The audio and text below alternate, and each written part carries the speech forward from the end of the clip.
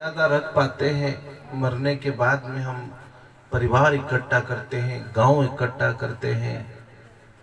मरने के बाद गंगा जी ले जाए, वहां हस्तियों को विसर्जन करे। अब बताओ, जो अपने बीच में नहीं रहा, फिर उसके लिए कोई कार्य अगर करो तो वो तो चला गया बेचारा। हमने भले उनके जाने के बाद कितना भी कुछ किया हो, तो जो गया उसके तो काम नहीं आया।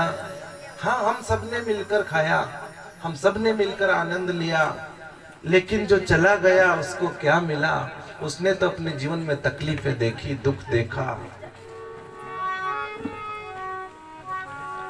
तो जब तक जीवित है माँ बाप, अपने से जो बड़े जीवित हैं घर के अंदर, तो हम उनकी सेवा करें, उनकी मर्यादा रखें, उनको अच्छा रखें। एक गांव के अंदर एक, ध्यान से सुनो है, एक गांव के अंदर एक औरत रहती थी, यानी एक माँ थी। उसके 4 बेटे थे। जब बच्चे छोटे छोटे थे, बात मत करो है, सुनो ध्यान से। जब बच्चे छोटे छोटे थे तब उसका पति यानी उसका आदमी मर गया था।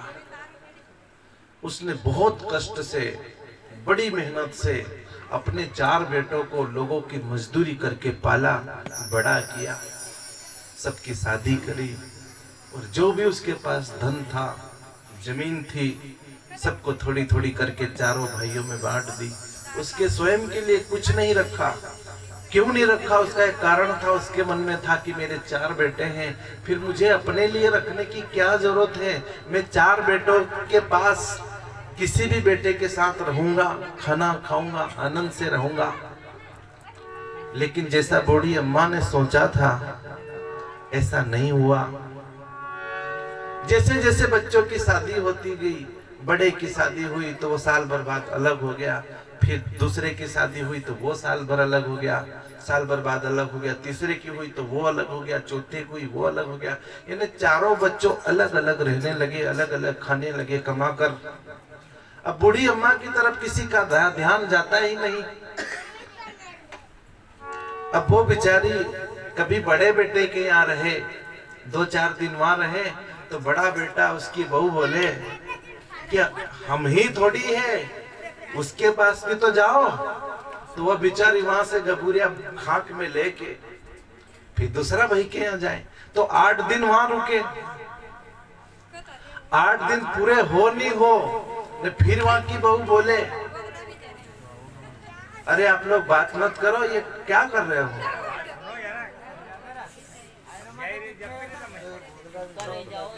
फिर बोले कि हमें थोड़ी है, हमसे और भी छोटे 2 हैं, उनके पास भी तो जाओ। तो बेचारी फिर कपड़े लेके खाक में लेके वहां जाए, कभी वहां जाए, कभी वहां जाए, ऐसे करके बिल्कुल बड़ी परेशान।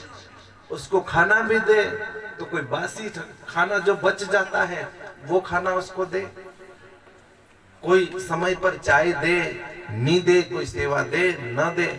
अब वो अपने आप में परेशान रहने लगी कि जो मैंने सोचा था कि मैं 4 बच्चों के साथ खूब आनंद से रहूंगी, जी चाहे वहां पर खाऊंगी, जी चाहे वहां बैठूंगी, लेकिन ऐसा नहीं हुआ। मेरे 4 बच्चे विमुख हो चुके हैं, और 4 बच्चों की जो बहुएं थी बहुत निकम्मी थी, बिल्कुल भी उस अम्मा की सेवा नहीं हो रही थी। बेचारी अम्मा बड़ी परेशान। एक बार जैसा यहाँ पर सत्संग हो रहा है, ऐसे ही गांव में कोई गुरुजी आए, तो अम्मा जी सत्संग सुनने के लिए चली गई। सभी लोग सत्संग सुन रहे हैं। सुनकर जब सत्संग पूरा हुआ, सब अपने अपने घर चले गए, लेकिन बूढ़ी अम्मा चुपचाप बैठी रही। तो गुरुजी ने कहा कि अम्मा जी तुम अपने घर नहीं जाओ? तो वो रो कर कहने लगी कि गुरुजी मैं घर तो जाऊं, लेकिन मैं बहुत दुखी हूँ। मैंने सुना है कि संतों के सत्संग में दुख कटता है। तो गुरुजी बोले कि क्या दुख है तुमको? बोले कि दुख यह है कि मेरे 4 बच्चे हैं, जवानी में मेरा पति मर गया, मैंने लोगों की मजदूरी करके उनको पाला, लेकिन आज कोई भी बच्चा मुझे रोटी देने के लिए तैयार नहीं है, कोई कपड़ा देने के लिए मुझे तैयार नहीं है। गुरुजी ने कहा कि बस इतनी सी बात। बोले हाँ कि ठीक बात। गुरुजी ने देखो ध्यान से सुनना हो, युक्ति बताई। क्या युक्ति बताई? गुरुजी ने कहा कि जिस जगह पे तू रहती है उसकी एक अलग ही कोने में कोई झोपड़ी होगा बेचारे की। अक्सर जो बूढ़े लोग होते हैं ना, उनको अलग ही लोग कहते हैं क्या बार बार तू कोने खासोन बेफालतू की बात करो, एक काम करो आप इधर साइड से रहा करो। भले उसने 3 मंजिल का बिल्डिंग बनाया होगा, लेकिन अंतिम समय में उसका बेटा उसको यही बात कहेगा कि काम करो पिताजी आप थोड़े इधर रहा करो साइड से कोने में। तो कोने में उसको जहां पर जगह मिली थी वो रहती थी। तो गुरुजी ने कहा एक काम करना, जल्दी 4 बजे की उठना, उस कोने को खोद देना और कहीं से टूटी फटी सड़ेली पेटी ले आना जिसमें लोग पहले पैसा या कपड़ा रखते थे। हर घर में पेटी तो रहती है। बोले ऐसी पेटी ढूंढ के लाना, उस पेटी के अंदर भर देना पत्थर। क्या भरना है? पत्थर भर देना है और उस पेटी को लाल कपड़े से बांध देना है और थोड़ी जगह खोद कर वहां पर उस पेटी को रख देना है। यानी लोगों को, चारों बच्चों को, बहू को ऐसा लगना चाहिए कि आज तो माँ ने कोई माल खोद लिया। बोले इससे क्या होगा? बोले तू कर तो सही, ऐसा जाके सब तेरे को रोटी मिलना शुरू हो जाएगा। बोले ठीक बात। बेचारी बूढ़ी अम्मा जी तो दुखी थी सही, कहीं से टुटली पेटी लाई, सब लोग सो गए, तब उसने थोड़ी जगह खोदी, जगह खोद कर उसको थोड़ा दबा दिया, थोड़ी बाहर ने थोड़ी अंदर, ऐसा लगना चाहिए कि माल खोद लिया। पुराना के दबा हुआ, लाल कपड़े में बांधा हुआ, बढ़िया। अब वो खोद कर पेटी रख के टेका लेके बैठ गई। सबसे पहले बड़े बहू की, बड़े भाई की पत्नी उठी, बड़ी बहू। अब माता बहन तो जल्दी उठ जाती है झाड़ा बुआरू करने के लिए, तो वो जैसे उठी उसकी नजर बूढ़ी अम्मा पर पड़ी।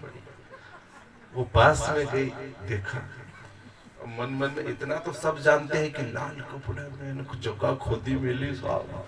अरे कहीं सासू ये कहीं पुराना कोई धन गड़ा था उसको खोद लिया। तो पास में आई, बोले कि माता जी, अम्मा जी, इसमें क्या है? तो वो डोकरी बोली, माता जी कुछ नहीं, 4-5 किलो सोना है खाली। कितना है? 4-5 किलो। अब 4-5 किलो सोना तो बहुत बड़ी बात होती है, करोड़ों की दौलत। कुछ नहीं, बस 4-5 किलो चांदी, 4-5 किलो सोना है, पर ये तुमको दूंगा नहीं मैं, दूर हटो। वो बिल्कुल हक्की बक्की रह गई कि भाई पुरानी नौकरी है, वो सब है। भागी, अपने पति को जगाया, अरे उठो, क्या सोए हो? आपकी माँ ने कहीं पुराना धन था वो खोद लिया है, क्या पता किसको खिला देगा। जाओ ने उनको कैसे भी पटाओ, कैसे भी पटाओ। अब देखो कैसे पटेगा डोकरी। बोले चाय बना जल्दी।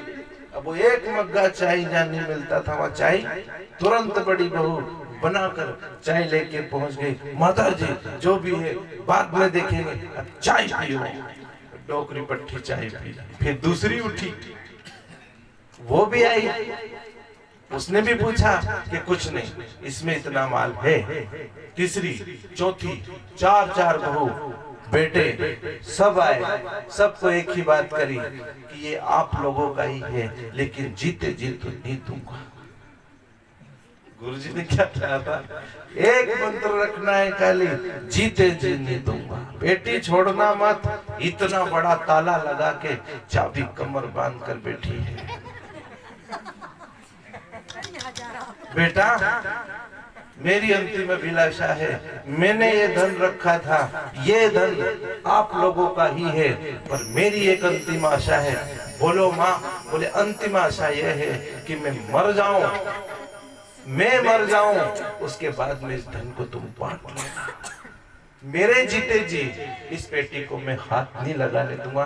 तो चार भाई बोले कि सोने लगाने देते, कितना दिन जिएगा, जीते जी नहीं लगाने देगा, मरने के बाद अपन चारों भाई इससे खींचातानी मत करो, और ये मर जाएगा तो अपन चारों मिलके इसको बांट लेंगे। तो अब क्या करना कि देखो रे, एक बात है, अब तो देखो जो अच्छी सेवा करेगा वो नौकरी उसको देगा। आ गई बात, गुरु जी की युक्ति काम आई। किसको देगा? जो अच्छी सेवा करे। जो सेवा चले साहब, जहाँ पे सूखी रोटी नहीं मिलती थी वहाँ वो घी लगा लगा के लाए। हाँ, जो सूखी रोटी नहीं देने को तैयार थे, कई बासी दे रहे थे, कई सुबह की शाम ने, शाम की सुबह बेचारे को दे रहे थे, वो घी लगा लगा के लाए कि मारे झोपड़ी है, मारी तो खानी ही पड़ेगा। वो वही थी कि नहीं, मारी भी खानी पड़ेगा, तो सब रख दो, सबकी खाएंगे। और 5 साल में मरने वाली बुढ़िया 25 साल जी साहब। कितना साल जीवी? 25 साल। नहीं तो वह तो 5 साल में मरने जैसी हो गई थी, वो 25 साल जी। उसने कहा देखना हो आप बढ़िया से मेरे गुरुजी को बुलाना, 12 गांव के लोगों को बुलाना, मेरे मरने के बाद अच्छा सा भंडारा करना, न सत्संग करना, न बाद में फिर धन की इस पेटी को खोल के धन बांट लेना। ये मेरी अभिलाषा है। तो चारे वही सोचो कि धन तो गणो है, तो कहीं करा बहुत अच्छा भंडारो करना है। जब वो मरी, चाबी तो उसने दी नहीं थी, कमर बांधकर 7 मरी, 7 चाबी लेके चली गई। एक अंतिम अभिलाषा थी कि इतना धन रखा तो अपनी माँ का अंतिम इच्छा हम पूरी करेंगे। 12 गांव के जब वो लोग मरी तो 12 गांव के लोगों को बुलाया, 5 पकवान बना के लोगों को खूब खिलाया, खूब साधु संतों को अन्न दान दिया, कपड़ा दान दिया, खूब भेंट किया। फिर सब निपट गया, पत्तल दोना जब उड़ी गया तो फिर चारे बैठा कि अब बांट ला, अब बांट ला। कर्जो भी अच्छो दापिन माथे कर ली तो, क्योंकि धन है, 5 किलो सोनो है, तो फिर कर्जो करवाड़ो दबेगा। बढ़िया दाफिन टोपलो भरीन कर्जो करियो, बढ़िया 5 पकवान खिलाया, 12 गांव को जिमाया साहब। अभी एक गांव का के बुलाओ तो जब अपने खोपड़ी खराब हो जाए, चलो 1.5-2 लाख को कर्जो, वो 12 गांव को लोगों को बुलाया तो बहुत बड़ा। बैठा साहब पेटी लेने, अब वो चाबी तो लेकर सांत गई, ताला तोड़ा, पेटी खोली, अंदर से काले काले बड़े बड़े पत्थर मिले। तो जो बेटे थे उन्होंने तो सोचा कि चलो ठीक है, अपने कर्मों का फल मालिक ने अपने को दिया। लेकिन जो वो बहू थी वो बहुत रोने लगी कि रांड मरी तो मरी पर बारो बांधिन माथे करेगी।